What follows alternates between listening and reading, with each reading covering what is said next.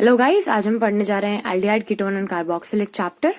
उसमें हम अभी लेक्चर 6 पे हैं, वही केमिकल रिएक्शंस पे हैं और हम अभी कीटोन की केमिकल रिएक्शंस पढ़ रहे हैं। तो बेसिकली अब हम पढ़ने वाले हैं factors affecting rate of nucleophilic addition reaction. मतलब कि देखो, एक न्यूक्लियोफाइल कब अटैक करेगा, मतलब कि न्यूक्लियोफाइल कब ऐड होगा, जब एक इलेक्ट्रोफाइल बनेगा।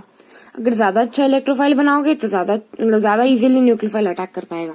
तो हमें देख रहे हैं अभी इलेक्ट्रोफिलिसिटी देख रहे हैं, इलेक्ट्रोफिलिसिटी ऑफ ग्रुप्स देख रहे हैं। या तो कीटोन देंगे या तो फिर कार्बोक्सिल, मतलब या तो कीटोन देंगे या तो एल्डिहाइड देंगे, दो ऑप्शंस में से रहेगा आपको जनरली। ठीक है, तो देखो दो फैक्टर्स होते हैं। पहला होता है इंडक्टिव इफेक्ट। अब यहाँ पर देखो, यहाँ मैंने बनाया इथेनॉल, यहाँ मैंने बनाया प्रोपेनोन। ठीक है, बेसिकली अब देखो यहाँ पर कि जो ऑक्सीजन है वो ज्यादा इलेक्ट्रोनेगेटिव है, राइट। तो ये इधर टूटेगा बॉन्ड, है ना। अब इधर पॉजिटिव आएगा, इधर एक ग्रुप है इंडक्टिव इफेक्ट देने के लिए। अगर मैं इधर देखूं, वही इलेक्ट्रॉन इधर जाएगा क्योंकि फोन रूल लगाएंगे, वो ज्यादा इलेक्ट्रोनेगेटिव है। यहाँ पर दो ग्रुप है इंडक्टिव इफेक्ट देने के लिए। तो हमको ये बात समझ में आ रही है कि यहाँ पर दो ग्रुप है तो ये लेस पॉजिटिव होगा, क्योंकि देखो ये इलेक्ट्रॉन भेज रहे हैं तो ये पॉजिटिव को कम कर देगा। ये एक ही बार इलेक्ट्रॉन भेज रहा तो ये कम पॉजिटिव, मतलब कम टाइम्स पॉजिटिव को कम करेगा, है ना। तो मैं ये बोल रही थी, जैसे देखो ये एरो समझ लो कि इलेक्ट्रॉन्स है, तो ऑब्वियसली पॉजिटिव ज्यादा किधर, कम होगा इधर। तो इस रेस में तो हमारा एल्डिहाइड जीत जाते हैं कि इलेक्ट्रोफिलिसिटी इनमें ज्यादा है। दूसरा होता है स्टेरिक हिंड्रेंस। सेम एग्जाम्पल में देखते हैं। स्टेरिक हिंड्रेंस मतलब पीछे से अटैक करने में कम अड़चने आए, मतलब कम दिक्कतें आए। तो देखो यहाँ पर एक ही मिथाइल ग्रुप है, लेकिन यहाँ पर दो मिथाइल ग्रुप, हाइड्रोजन का इतना कोई स्टेरिक हिंड्रेंस होता नहीं है। तो यहाँ पर एक ही मिथाइल ग्रुप है, यहाँ पर दो, तो ऑब्वियसली ये ज्यादा स्टेरिक हिंड्रेंस देगा, तो इजीली अटैक इस पे नहीं, इस पे होगा। तो यहाँ पर भी एल्डिहाइड जीत जाता है। तो यहाँ पर कुछ नहीं, बस इजी से क्वेश्चन पूछेंगे। तो हमारा पहला क्वेश्चन जो है ये पूछा गया हमसे कि फॉर्माल्डिहाइड, एसिटाल्डिहाइड और एसीटोन में से कौन ज्यादा, मतलब बताओ कि इजीली रिएक्ट करेगा। तो देखो फॉर्माल्डिहाइड एल्डिहाइड होता है और वो भी 1 कार्बन वाला, ठीक है। एसिटाल्डिहाइड 2 कार्बन का होता है ना। तो देखो ये हमारा फॉर्माल्डिहाइड पूछा हमसे, एसिटाल्डिहाइड पूछा है और एसीटोन में से कंपेयर करना है अपने को। तो देखो फॉर्माल्डिहाइड हो जाएगा वो कुछ ऐसा होगा, राइट। CH3 मतलब C ऐसा CHO, ठीक है, CHO ये हो गया फॉर्माल्डिहाइड। फिर हमारा एसिटाल्डिहाइड, एसिटाल्डिहाइड क्या होगा CH3H डबल बॉन्ड, वही जो ऊपर करा था हमने। और बाकी में एसीटोन, एसीटोन कैसा होगा CH3CH3। और इसमें देखो ये इंडक्टिव इफेक्ट में भी ये जीत गया और स्टेरिक हिंड्रेंस में भी ये जीत गया था फर्स्ट, फिर ये सेकंड और ये थर्ड, ठीक है। नेक्स्ट क्वेश्चन है कि तुम लोग क्या एक्सपेक्ट करते हो, बेंजाल्डिहाइड ज्यादा रिएक्टिव होगा न्यूक्लियोफिलिक एडिशन रिएक्शन के प्रति कि प्रोपेनॉल।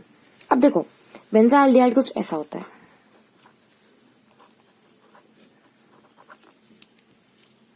ठीक है, और प्रोपेनल कुछ ऐसा होता है।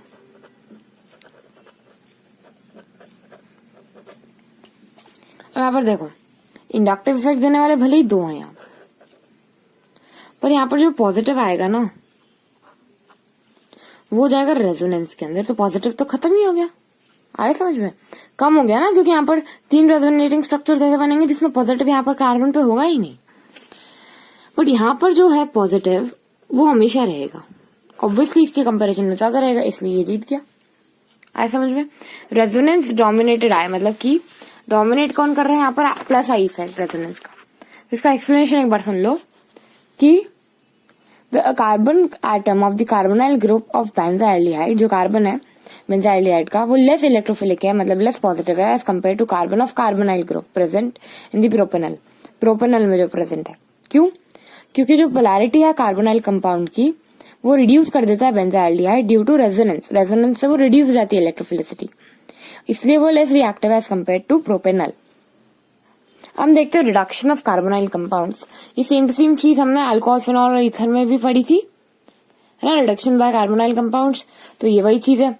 ये देख लो यहाँ पर हमको क्या बनाना है, एक टेबल बनानी है। एक टेबल हमको याद ही कर लेनी है, बहुत इजी सी टेबल है, मैं बताती हूँ। सबसे पहले लिखो यहाँ पर NaBH4, यहाँ पर लिखो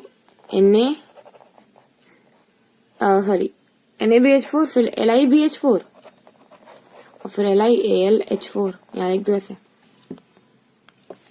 फिर यहाँ पर लिखो अल्कोहल, अल्कोहल नहीं, aldehyde, aldehyde, ketone, ester and carboxylic acid.